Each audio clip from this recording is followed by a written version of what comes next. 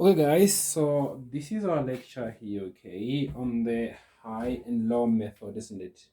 It's quite important that you obviously understand this concept because it's gonna be very, very useful in the forecasting, isn't it? So I want to explain something, okay, before going any further, isn't it? Well, the first important thing that I'm gonna explain is how the entire thing is constructed, isn't it? So we have our course on the side, and then we have our level of activity in the side, isn't it? Our level of activity on the side as well. So our costs is not starting at point zero. It's gonna start just at some point there on the other axis, right? So your cost will obviously start on the other axis here. I'm going to explain the reason why. So let's just number them, isn't it? One, two, three, four, five, six. Kind of a data way of numbering it. One, two, three, four, five, six, isn't it? So the thing is, okay, since we know that costs in the production environment, okay, they are never like all variable or all fixed, isn't it? So it doesn't mean that if you produce one unit, let's just say that production cost is production cost is $2 per unit, right? Like variable, let's just say variable, isn't it? Variable production costs.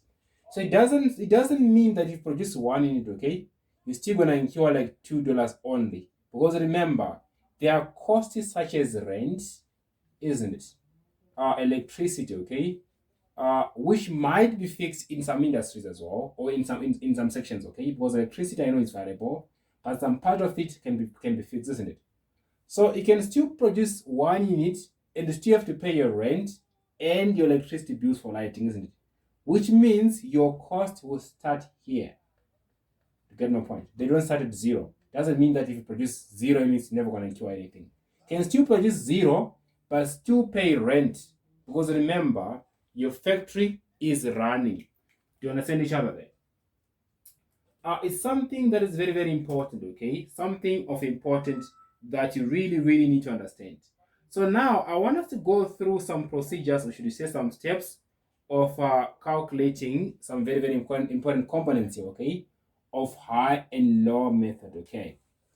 Because this is a focusing technique, right? So you need to know two things. One, the variable cost per unit, variable cost per unit, and then you also need to know the fixed cost per activity level, fixed cost per activity level, okay, per activity level. So that when you're doing your forecasting, obviously you'll be aware on what things need to be done, isn't it? So let's just move on through some steps, isn't it? Let's move on through some steps. Some steps are very, very important here. So step number one, determine the variable costs. Okay? So you need to know what are the variable costs per unit, isn't it? So how do you do that? You look at the increase in cost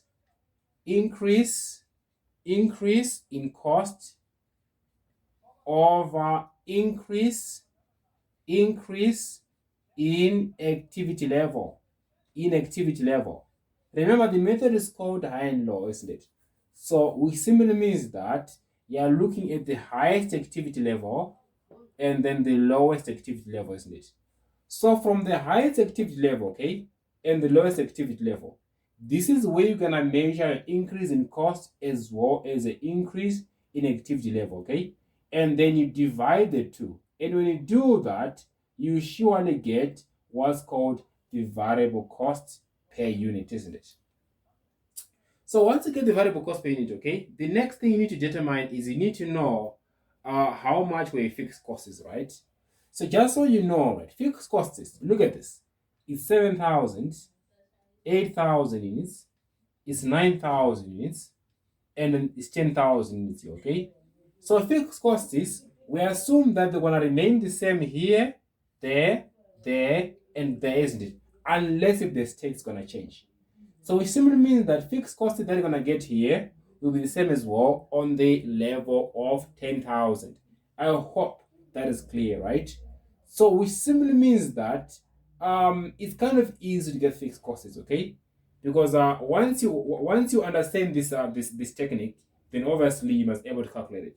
Because what you're gonna do here, okay? Let's just pretend that you were given the total cost of 7,000 units, okay? Let's say it was like 10,000, okay? 10,000. And then they tell you that the variable cost of production is $1 per unit, isn't it? So which means the variable cost of production, that's 7,000, okay? It's gonna be 7,000 by $1, okay? Which means the variable cost is 7,000. So remember the total cost is 10,000, isn't it? So variable is 7,000, and then which means the remainder between the three, that's your fixed cost, isn't it? Therefore, your fixed cost will be 3,000. So which means fixed cost is kind of easy to calculate. You can do the same here, isn't it? But the fact is, fixed cost, we assume that they're gonna be similar on each and every stage, isn't it? So in our next lecture, we're gonna handle a bit of a question there, okay? Where we're gonna look on high and low on how we're gonna do our forecasting, isn't it? So see you in the next lecture very soon.